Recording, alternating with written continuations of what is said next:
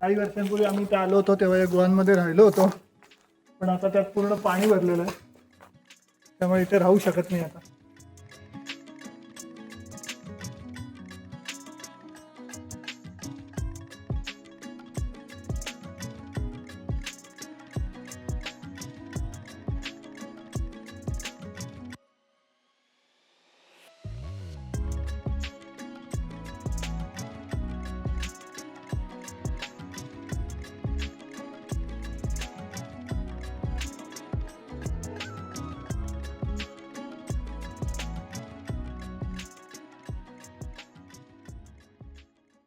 मित्रांनो नमस्कार.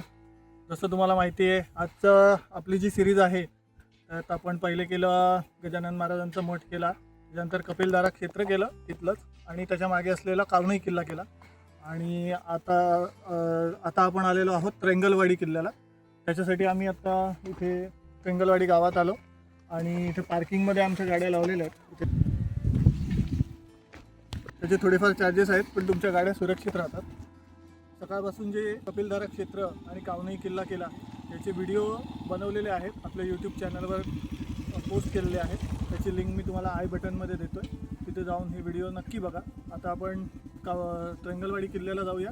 दुपारचे आता साधारण 2 वाजलेले आहेत, तर बघूया आता किती वेळ लागतो आपल्याला वरती जायला आणि परत खाली यायला. तर जर आधीचे व्हिडिओ आवडले असतील तर व्हिडिओंना लाईक करा, शेअर करा, चॅनलला सबस्क्राईब करा आणि बेल नोटिफिकेशन ऑन करा. चला आता जाऊ पटापट. त्रिंगलवाडी किल्ल्याची उंची 3238 फूट आहे. हा किल्ला गिरिदुर्ग प्रकारातील आहे. नाशिक जिल्ह्यातील कळसुबाई डोंगर रांगेतील हा किल्ला ट्रेकर्सच्या दृष्टीने सोपा समजला जातो. इगतपुरी परिसरातून सह्याद्रीची एक रांग पश्चिमेकडे पसरली आहे. याच रांगेत त्रिंगलवाडी, बळवंतगड आणि कावनई हे किल्ले आहेत. या मार्गात लागणारी गावं, डोंगर माथ्यापर्यंत आलेले रस्ते, माणसांची वर्दळ यामुळे येथील भटकंती ही कमी कष्टाची आहे. ट्रेक सुरू केल्यावर लगेच मंदिर लागते, तिथे दर्शन घेऊन पुढे निघालो.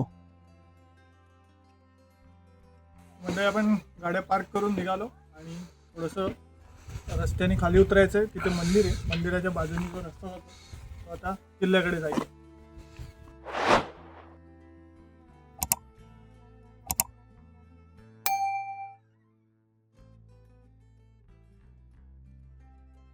तर मंडळी, हा किल्ला तसा जुना असल्यामुळे, म्हणजे साधारण 10व्या शतकातला असल्यामुळे, आणि इथे खाली काही लेणी आहेत, त्याच्यामुळे इथे या परिसरात तुम्हाला बरेच अवशेष दिसतील. जसं की इथे आपल्याला एक अवशेष दिसून येत आहेत.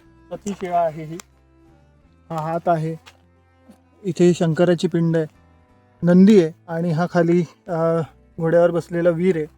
तर कदाचित ज्यांना युद्धात वीरगती प्राप्त झाली त्यांच्यासोबत त्यांच्या पत्नी ह्या सती जातात, त्यावेळेस या अशा शेळा केल्या जातात, या सती शेळा म्हणतात.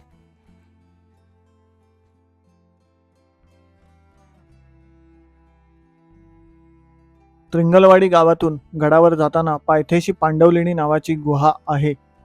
या लेणी 3 भागात आहेत: ओसरी, आत विहार आणि ध्यानगृह.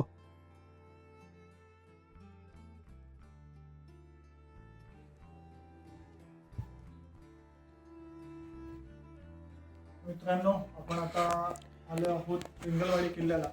इथे पायथ्याशी या लेणी आहेत, या यादवकालीन लेणी आहेत, किंवा त्याहीपेक्षा 10वं शतक किंवा त्याहीपेक्षा अशा पुरातन आहेत. पण आता यांची पडझड झालेली आहे. पण तुम्ही एकूण नक्षीकाम आणि डिझाईन बघाल तर इतकं सुंदर आहे, इतकं सुंदर कोरीव काम आहे.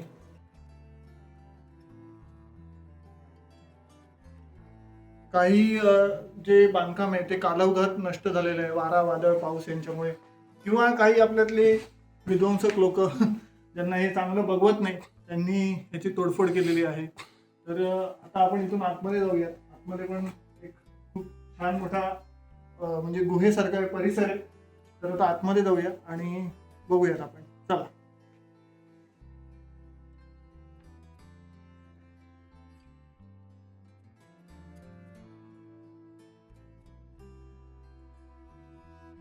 तर मित्रांनो बघा, ही साधारण एवढी मोठी जागा आहे. एक 100-1 माणसं इथे आरामात राहू शकतात, झोपू शकतात. त्याचप्रमाणे या लेण्यांची खासियत इथे 4 खांब आहेत, तर यातले 3 पडलेले आणि एक फक्त शिल्लक आहे. हा एकच खांब शिल्लक आहे आणि हे पूर्ण दगडी कोरीव काम आहे. एका दगडात सगळं कोरून काढलेलं आहे. इथे कुठेही जोड वापरलेलं नाही. तुम्ही अगदी छतापासून बघा तर आता हे बरंचसं पडदा झाल्यामुळे नीट दिसत नाही, पण हे अखंड खांब कोरलेले आहेत. काही खांबांना तुम्ही इथे बघू शकता. हे बघा, हा खांब बघा वरून कोरून आणलेला आहे. आता हा जरी तुटलेला असला ना पण तो वरून कोरलेला आहे. तर अशी जी मस्त सुंदर अशी लेणी आहे. तुम्ही इथे याल तेव्हा जरूर बघा. इथे अजून आतमध्ये खोली किंवा ध्यानगृह वगैरे आहे, ते आता आपण बघूया.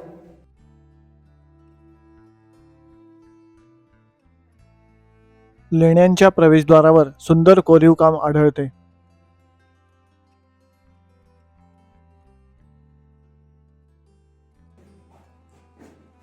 मित्रांनो बघा, इथे अजून एक ही खोली आहे छोटीशी. ही बहुतेक ध्यानगृह आहे आणि इथे जी मूर्ती आहे भद्रांशुष, अगदी पण फार सुंदर असं कोरीव काम आहे इथं सुद्धा. अगदी पायाचे तळवे सुद्धा अगदी सुंदर आहेत आणि त्याचप्रमाणे इथे एक शिलालेख लिहिलेला आहे.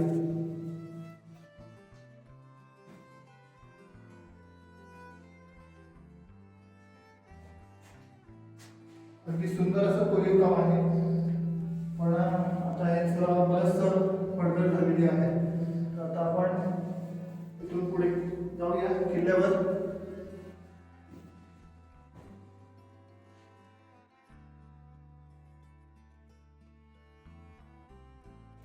त्रिंगलवाडी किल्ल्याच्या पायथ्याशी या प्राचीन लेण्या आजही पाहायला मिळतात. या लेण्या यादव काळात किंवा त्यानंतरच्या काळात बांधल्या गेल्या असाव्यात असे मानले जाते. त्या काळात साधू संन्यासी किंवा प्रवासी यांना आसरा मिळावा हा त्यामागचा उद्देश असावा. या लेण्या ध्यानसाधना किंवा वास्तव्यासाठी वापरल्या गेल्या असाव्यात. दुर्दैवाने आज ही लेणी अत्यंत भग्न अवस्थेत आहेत. काळाचा प्रहार आणि देखभालीचा अभाव तर आहेच, पण सर्वात जास्त वेदना होतात त्या इथली तोडफोड पाहून. काही विध्वंसक वृत्तीच्या माणसांनी स्वतःच्या स्वार्थासाठी किंवा केवळ विकृत आनंदासाठी या अमूल्य मूर्तीवर घाव घातले आहेत. कित्येक कोरीव कामं जाणीवपूर्वक विद्रूप केली गेली आहेत. एकेकाळी वैभवाच्या शिखरावर असलेल्या या लेण्यांची आजची ही अवस्था पाहून काळजाला घरं पडतात. लेण्यांच्या डाव्या बाजूनी जो रस्ता जातो तो त्रिंगलवाडी किल्ल्यावर जातो. तर आपण किल्ल्यावर जायला सुरुवात केलेली आहे. गडावर जाण्यासाठी 3 मार्ग आहेत. पहिला चिंचोली मार्गे, दुसरा त्रिंगलवाडी मार्गे व तिसरा विपश्यना विद्यापीठ मार्गे. तर मंडळी, आपण लेण्यांमधून निघाल्यापासून म्हणजे तुम्हाला या खाली झोपड्या दिसत असतील. या झोपड्यांच्या खाली अजून थोडं खाली लेण्या आहेत. तर या लेण्यांमधून निघाल्यापासून साधारण 10 ते 15 मिनिटात पहिल्या टेकडीवर आलेलो आहोत. आणि आता आपल्याला हा मागे जो झेंडा दिसतोय, हा जो झेंडा फडकताना दिसतोय, इथपर्यंत जायचं आहे. तर आता आपण हळूहळू जाऊया. आपले बाकीचे मेंबर येत आहेत मागून. हे बघा, मस्त दुपारचं ऊन आहे आणि असा नजारा आहे सुंदर. आणि हे पाठीमागे जे पाणी दिसतंय हे पाणी आहे त्रिंगलवाडी डॅमचं.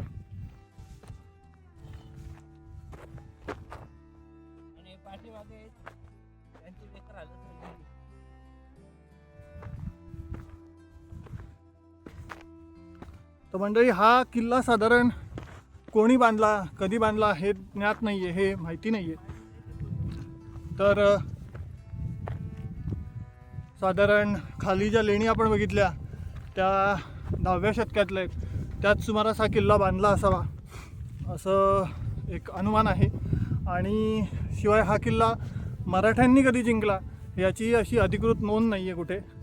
पण 1688मध्ये मुघलांनी फितुरी करून हा किल्ला मराठ्यांकडून काबीज केला.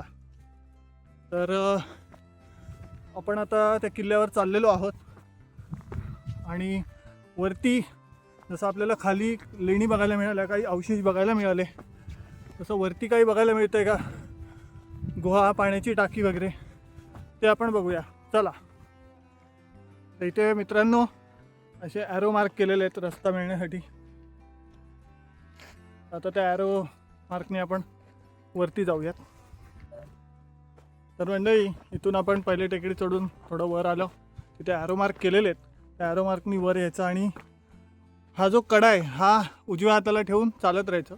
पायवाट आहे तुम्हाला वरती जाण्यासाठी. हा कडा उजव्या हाताला आहे. मी चाललोय, पायवाट आहे मस्त, थोडीशी सावली आलेली आहे. चला. तर म्हणजे गडाच्या पायऱ्या ज्या भागात आहेत तिथे आता आपण आलेलो आहोत. हे बघत असाल तुम्ही, एक एक जण चढतायत.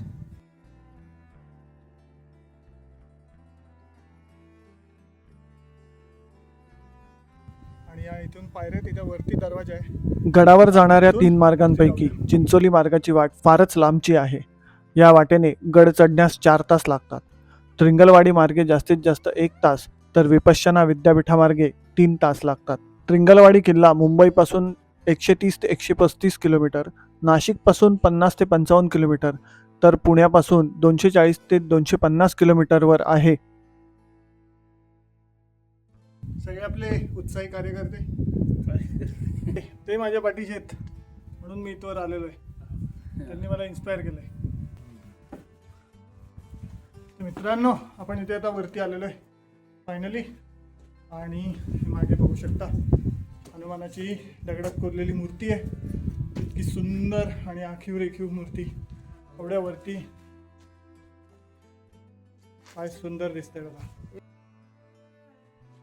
आणि हा आपल्या पाठीमागे दरवाजा आहे गडाचा.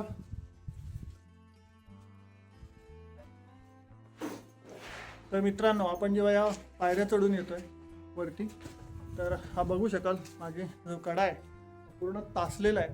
चिन्नी हातोडीने हा तासलेला आहे आणि तासून त्याच्यात हनुमानाची मूर्ती कोरलेली आहे. आणि त्याचप्रमाणे इथे हा दरवाजा आहे. तर तुम्ही सह्याद्रीचे जे शक्यतो जेवढे गडकोट आहेत त्याचा दरवाजांचं वैशिष्ट्य बघा. हे दरवाजे गोमुख असतात. तर गोमुख म्हणजे काय, जेव्हा शत्रू इथून पायऱ्या चढून येतोय तेव्हा त्याला लगेच समोर दरवाजा न दिसता इथे थोडं वळण घेऊन आतमध्ये दरवाजा असतो. त्यामुळे होतं काय, येणारा शत्रू पटकन दरवाजापर्यंत पोचत नाही, किंवा जे पूर्वी लाकडी ओणक्याने किंवा अजून कशाने दरवाजे तोडायचे, पण ते इथे ते शक्य होत नाही. तर एक गडाचे दरवाजे बनवताना ही एक खूप छान अशी पद्धत शिवाजी महाराजांनी त्यावेळेस रूढ केली, किंवा कदाचित त्याही आधीपासून असेल. तर हे असे गोमुख दरवाजे आपल्याला सह्याद्रीच्या गडकोटांवर बघायला मिळतात.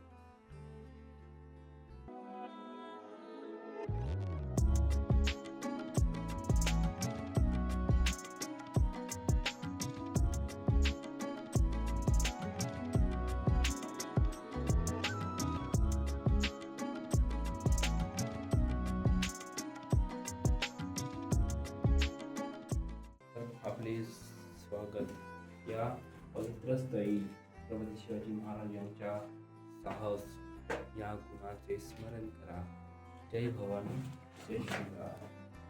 तर दरवाजातून आतमध्ये आल्यावर तुम्हाला 2 बाजूला अशा 2 छोट्या देवड्या दिसतील. आणि अजून एक ही दरवाजाची कमान. आणि इथून परत वरती चढत जाणाऱ्या पायऱ्या आहेत.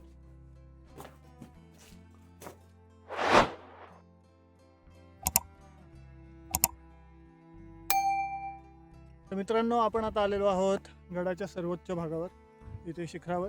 इथे झेंड्याची डोलकाठी आहे, पण त्याच्यावर झेंडा नाही आहे.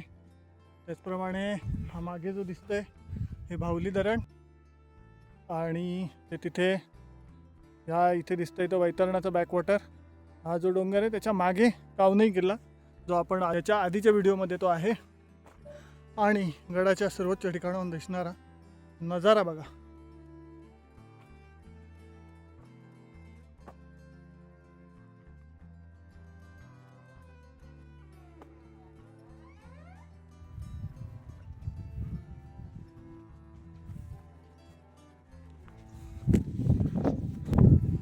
आपण आता तिथून खाली उतरलो, जिथे आपण गडाच्या माथ्यावर गेलो होतो तिथून खाली आलो. इथे एक टाकं आहे पाण्याचं, जे पूर्णपणे सुकलेलं आहे. हे बघा, गडावर जेवणाची व राहण्याची कोणतीही सोय नाही. पिण्याचे पाणी मात्र उपलब्ध आहे. इथे आता मंदिर आहे, मागे खाली शिवपिंडी आहे. आणि आतमध्ये आता मंदिरात बघूया आपण कुठले कुठले देव आहेत. त्याचप्रमाणे इथे थोडी थोडी तटबंदीचे अवशेष तुम्हाला दिसतील. खाली पण काही थोडंसं अवशेष आहेत. तर आपण मंदिरात जाऊया.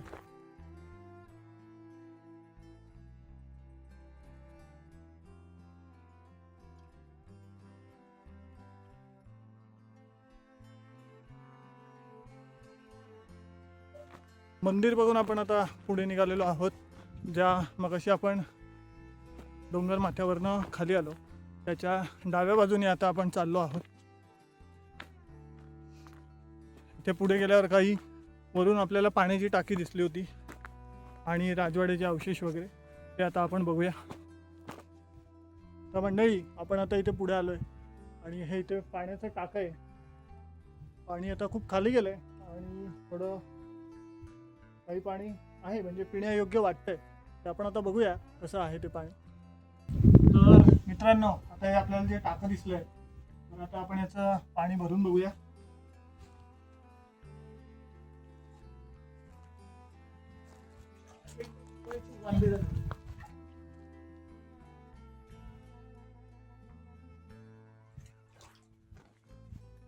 आता आपण हे पाणी पिऊया, मस्त स्वच्छ पाणी.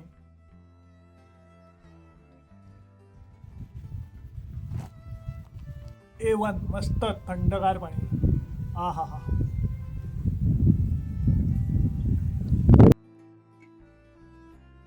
ज्ञानेश पाणी पिऊन बघतोय कसं पाणी आहे. मस्त आहे ना, थंडगार. तर मित्रांनो, इथे बघा पाण्याचं टाकं दिसतंय, छान स्वच्छ आहे. आम्ही पाणी पिऊन बघितलं, मस्त थंडगार पाणी आहे आणि पाणी हे पिण्यायोग्यच आहे. फक्त जेव्हा तुम्ही इथे याल तेव्हा नेहमीप्रमाणे इथे कोपऱ्यात प्लास्टिक दिसत असेल तर हे इथे अशी घाण टाकत जाऊ नका पाण्यात येऊन. हे पिण्याचं पाणी आहे. हे बघा, एक टाकं दिसत असेल, याला खाली खांब आहेत तिथे आणि हे टाकं असं पूर्ण एवढं मोठं आहे, सुंदर आहे आणि याला मस्तपैकी खायला आणि या पाण्यात तुम्हाला मासे पण दिसत असतील. अत्यंत स्वच्छ पाणी आणि हे टाकं तसंच पुढे आतमध्ये पण अजून खूप खोल आहे. टाक्यातल्या थंड पाण्याने तोंड धुताना आदित्य कसं समाधान आहे. सुख आहे, सुख. सुख. एवढ्या उन्हात असं थंडगार पाणी. हा हा हा. परत पिऊया. तर मस्त आपण आता तोंड धुतलंय, फ्रेश झालंय, पाणी भरून घेतलेलं आहे. आता पुढे जाऊ. इथून पुढे गुहा लागतील, ते जरा खाऊ मस्त आणि प्रवासाला लागू.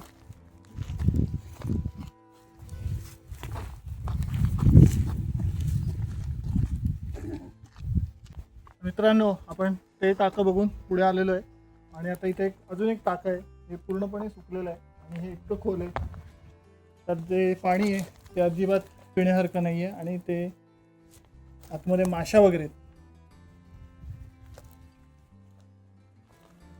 तर इथे अजून एक टाकं दिसतंय आपल्याला, ते पण पूर्णपणे सुकलेलं आहे.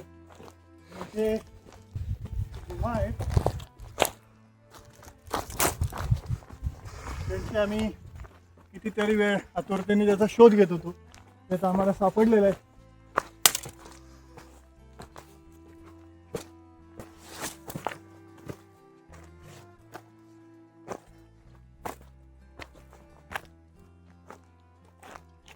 पण इथे येऊन आमचा भ्रमनिरास झालेला आहे. काही वर्षांपूर्वी आम्ही इथे आलो होतो तेव्हा या गुहांमध्ये राहिलो होतो, पण आता त्यात पूर्ण पाणी भरलेलं आहे, त्यामुळे इथे राहू शकत नाही आता.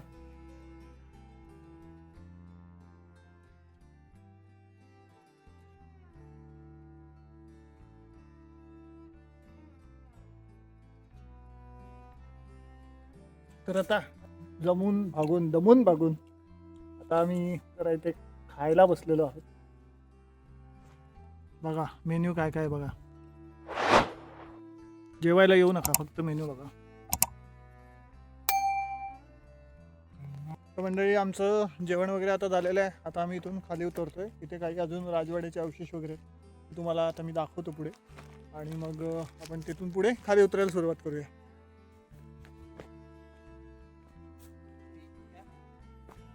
मित्रांनो हे बघा जोत्यासारखं दिसतंय. पूर्वी इथे काही बांधकाम असेल त्याचप्रमाणे ह्या बाजूला पण आहे, थोडा चौथरा केल्यासारखं. तर इथेही काही अवशेष असतील. आणि हे तुम्ही दगडांना चौकोनी खांब ठोकण्यासाठीचे ज्या खाचा केल्या आहेत त्या बघू शकता.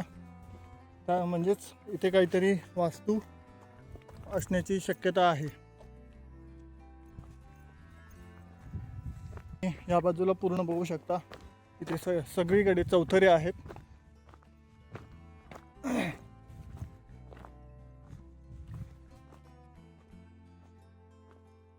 इथे सगळीकडे खांब रोवण्यासाठी केलेल्या खाचा आहेत.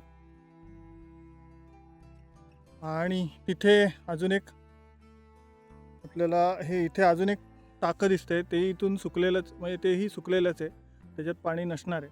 त्यामुळे आत्ता आपण तिथपर्यंत जात नाही आहे. तर हेही एक पुरातन बांधकाम असेल आणि आता तेही पूर्णपणे ढासळलेलं आहे. तर एवढं आता आपण बघतो. इथे ह्या बाजूलाही आहे.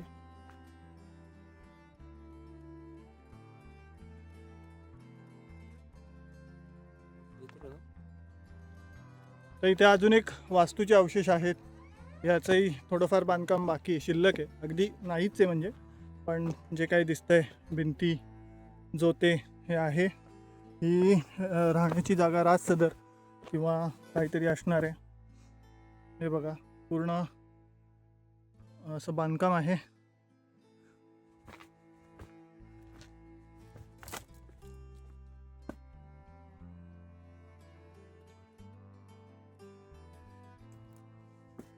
इथे पायऱ्या आहेत.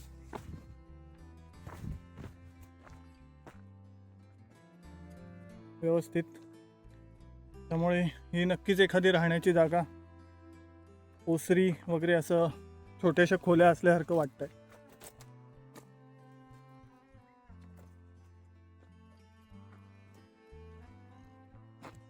आपण आता गडाच्या शेवटच्या टोकाकडे चाललोय.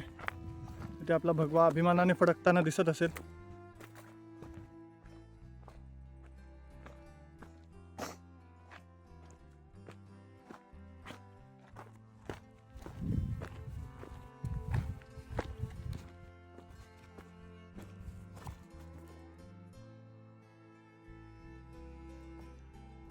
मित्रांनो आता आपला किल्ला बघून पूर्ण झाला आहे आणि आता आपण इथून खाली उतरतोय दुसऱ्या मार्गाने. मगाशी आपण हनुमान दरवाजा मागे वरती आलो, जिथून मगाशी आपण खरं तर दुसरी वाट पकडली. तर तिथून आता आपण खाली उतरतोय. तर मित्रांनो बघू शकता इथे आता परत पायऱ्या आहेत व्यवस्थित उतरायला. त्या पायऱ्यांनी आता आपण खाली जाऊया.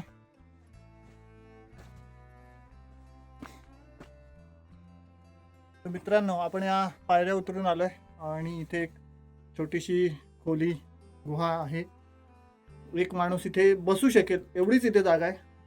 तर आता आपण इथून खाली उतरूया आणि आता आपला ट्रँगल किल्ला पूर्ण बघून झालाय. मित्रांनो सकाळपासून आपल्याबरोबर ज्ञानेश अवघडे आहेत आणि आज ते पहिल्यांदा आपल्याबरोबर ट्रेकला आले.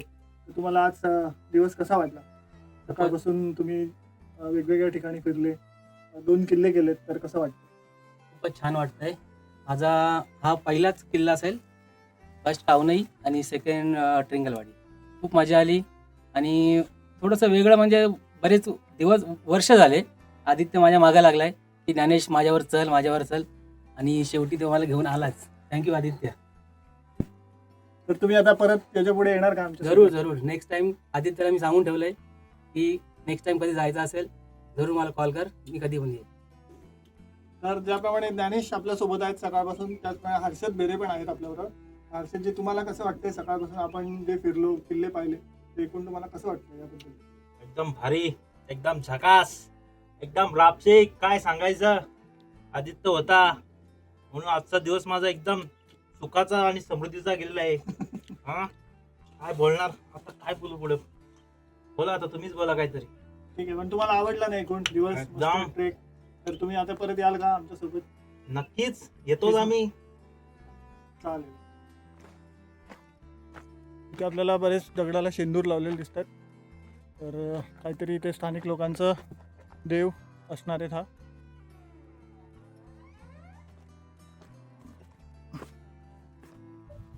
तर मित्रांनो, आता अशा प्रकारे आजचा दिवस आपला पूर्ण झालेला आहे फिरून.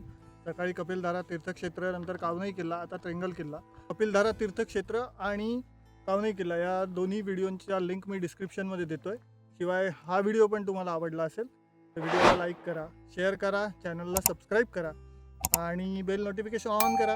तर आता हा व्हिडिओ इथेच थांबवूया आणि आपले हे चारही साथीदार आणि वीडियो रिकॉर्डर तेजस कदम के साथ इसी वीडियो को हम समाप्त करते हैं. चलो बाय बाय.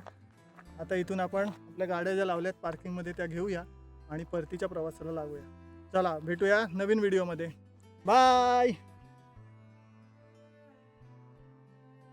सह्याद्री फक्त डोंगरदऱ्या नाहीत, तर जगण्याची एक नवी उर्मी आहे. पायपीट, घाम आणि शिखरावरचा तो वारा, सह्याद्रीतली ही भटकंती आणि आपल्या दोस्तांची सोबत. अजून काय हवं? गडकिल्ले उतरताना मागे राहतात त्या फक्त आठवणी आणि पुन्हा एकदा इथेच परतण्याची ओढ.